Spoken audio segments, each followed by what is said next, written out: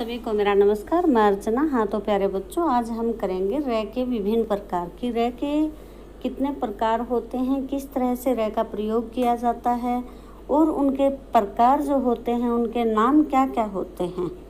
तो आज हम पूरी डिटेल से इस रे के विभिन्न रूपों का वर्णन करेंगे कि रे के विभिन्न वर्णन कौन कौन से होते हैं।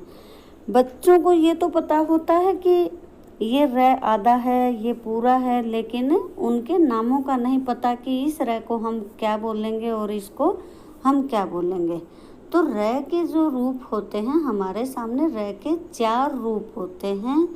नंबर 1 रेफ, नंबर 2 पदेन, 3 रडार और 4 लुंठित।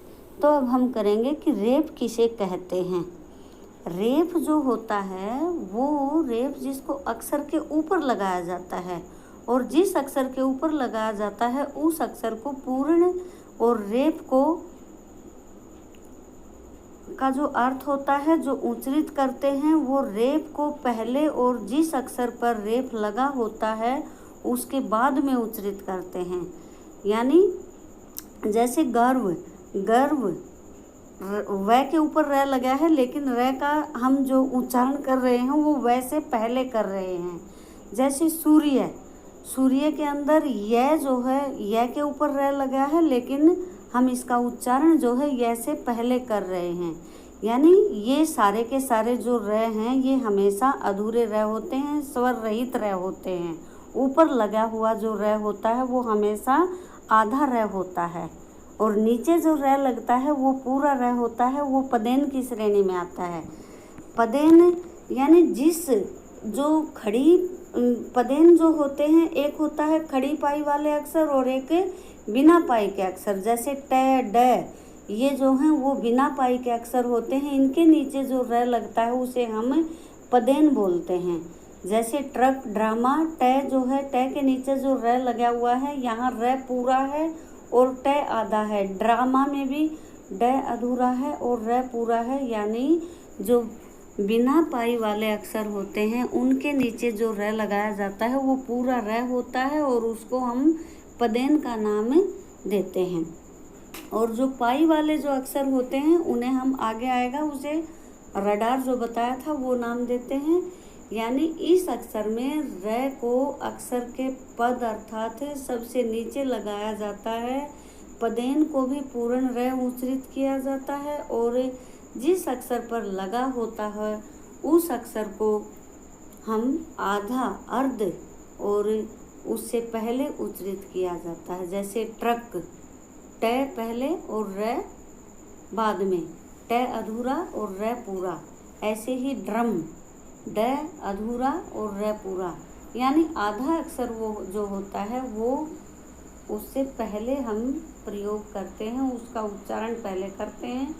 ट्रेन, ट्रेन रे मात्रा जो है वो रे के साथ लगी है। ट आधा, रेन, ट रेन यानी ट आधा है और रे के साथ मात्रा लगी है तो यहाँ रे पूरा है। ऐसे ही ड्रामा में आ की मात्रा रे के साथ लगती है। ट्रैक्टर में भी रे के साथ, ड्राइवर में भी आ की मात्रा रे के साथ। ये इसका पदेन रूप होता है। अब हम आते हैं रडार पे। रडार कौन सा होता है? जिस खड़ी पाई वाले जो अक्षर होते हैं उनके साथ जो रे लगाया जाता है वो रडार कहलाता है। और जैसे चक्र, चक्र यहाँ क अधूरा है और रे पूरा है। यानी जब कोई भी जो अपाहिज होता है उसको सारे की ज़रूरत होती है। यानी नीचे जो भी अक्षर होगा वो हमेशा पूरा होगा। यहाँ चक्र में रे नीचे है तो वो पूरा है और क अधूरा है। क्रम में भी रे पूरा है और क अधूरा है। यानी जो भी सिर पे बैठता है वो आधा होता है और जिसके ऊपर बिठाया जाता है वो पूरा होता है, अर्थात उसको किसी की सहायता की ज़रूरत नहीं होती, वो अपने आप में पूर्ण होता है। यानी चक्र में रे क अधूरा है और रे पूरा है, क आधा, क्रम में भी क आधा और रे पूरा। इसी तरह से ये जितने भी अक्षर हैं जैसे प्रेम, प्रातः, प्रमाण, प्रार्थना, भरमर आदि, ये सब इनमें रे पूरा है। यानी नीचे जो रे लगता है वो रडार कहलाता है। खड़ी पाई वाले अक्षरों के नीचे जो र लगता है वो लडार कहलाता है। अब हम आते हैं लुंठित। लुंठित क्या होता है? लुंठित को हम सामान्य भी कह सकते हैं। लुंठित यानी पूरे र का जहाँ पर सीधा साधे र का प्रयोग किया जाता है उसे हम लुंठित की श्रेणी में रखते हैं, उसका नाम हम लुंठित रखते हैं। जैसे राम, रात, राजा, रजा, सर, सार, इस तरह जो भी र पूरे के पूरे हमें दिखाई दे रहे हैं वो र लुंठित र कहलाते हैं। यानी जो पूर्ण र होता है, सीधा का सीधा लिखा हुआ हमें दिखाई देता है, वो लुंठित र कहलाता है। जैसे नारी, नर, वर, तलवार, रथ, सरोवर, राम, रात, राजा, रजा, सर, सार, इस तरह से बहुत से शब्द होते हैं जो र वाले होते हैं। विभिन्न र वाले जो शब्द होते हैं जिनमें र हमें पूर्ण रूप से दिखाई दे वो लुंठित या सामान्य र कहलाता है। अब हमारी बारी जो आती है वो आती है कि र का, मैंने आपको बताया कि 4 रूप बताए। रेप, रेप आधा र होता है। पदेन पूरा र होता है। रडार भी पूरा र होता है। पदेन जो होता है वो बिना पाई वाले अक्षर के लगाया जाता है और रडार में पाई, खड़ी पाई वाले के साथ लगाया जाता है। अब यहाँ आपको बताती हूँ, जैसे रेप में पर्व, र यहाँ पर अधूरा है और प पूरा है। इसी तरह जुर्माना, इसी तरह वर्णन, इन सब में देखो र अधूरा है, र के नीचे हलंत लगाया गया है। यानी जिस अक्षर के नीचे हलंत लगा है वो अधूरा है और जिसके हलंत नहीं लगा है वो स्वर सहित यानी पूरा वर्ण है। अब जैसे पदेन किसको, जो स्वर सहित होता है वो पदेन कहलाता है। जैसे ट्रे, ट्रे में र जो है इसके साथ ई की मात्रा लगी है और ट जो है वो अधूरा है।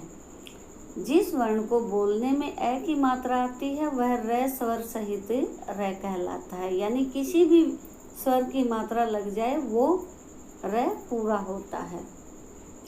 क लिखना है तो क जमा में र को हम एक साथ क्रय बन जाता है। उसी तरह से प्र, ग्रह लिखा जाता है, क्रम, प्रण, ग्रहण। तो ये सारे शब्दों में र का पदेन रूप है, यानी खड़ी पाई वाले अक्षर के साथ जो लगाया जाता है। खड़ी पाई का मतलब है जैसे क जो है इसमें एक डंडा है, मैं जो है इसमें भी डंडा है, यानी जिसके साथ एक डंडा लगा हो उसे खड़ी पाई वाले अक्षर कहते हैं। उसके अंदर जो भी र लगता है वो पदेन र कहलाता है। पदेन नहीं, सॉरी, रडार र कहलाता है। जैसे राष्ट्र, राष्ट्र जो लिखा जाता है यहाँ पर राष्ट्र के अंदर स अधूरा है, ट अधूरा है और र इसके अंदर पूरा है। इसी तरह दरिद्र, रुद्र, हृदय, हृदय, हृदय में है अधूरा है, र पूरा है। हरास, हरास में भी आगे मात्रा र के साथ लगी है। तय में जब पदेन का रूप प्रयोग किया जाता है तो त्रय बन जाता है। जैसे नेत्र, तय और र से मिलकर त्रिकोण, त्रिशूल, और स में जब र का प्रयोग किया जाता है तो वो श्रय बन जाता है। जैसे श्रमिक, अश्रु, श्रवण, यानी स के साथ र का प्रयोग श्रय बन जाता है, तय के साथ र का प्रयोग त्रय बन जाता है। ये संयुक्त व्यंजन हमारे होते हैं उनके आधार पर है। कुछ शब्द ऐसे होते हैं जिनमें 2 पदेनों का प्रयोग किया जाता है, जैसे आर्द्रता, प्रार्थना, पुनर्प्रस्तुति। और कई बार री और र में अंतर होता है। जैसे हमने यहाँ पर किया है कि एक है गृह और एक है ग्रह। ग्रह जो है इसमें र पूरा है और इसमें गृह जो है उसमें री की मात्रा है। तो इस तरह से हिंदी वर्णमाला में र का विशेष स्थान है और इसके प्रयोग के कई तरीके हैं जो मैंने आपको बताए हैं। रेफ, पाई और पाई के साथ पाई वाले जो होते हैं वो रडार कहलाते हैं, बिना पाई वाले पदेन कहलाते हैं। और रेफ जो होता है वो हमेशा अक्षर के ऊपर लगता है और वो आधा र होता है। पदेन और जो रडार होते हैं वो पूरे र होते हैं लेकिन वो अक्षर के नीचे लगाए जाते हैं। किसी भी व्यंजन के नीचे लगाए जाते हैं, वो जैसे ट्रम, ड्रम, इस तरह से। और पदेन जो हैं वो खड़ी पाई वाले के साथ में लगाए जाते हैं। रेप हमेशा ऊपर लगाया जाता है, रेप का प्रयोग ऊपर किया जाता है और वो हमेशा अधूरा होता है। हमेशा उस व्यंजन की ध्वनि से पहले उसकी ध्वनि आती है। पाई तथा बिना पाई वाले व्यंजनों के साथ रे का प्रयोग किया जाता है।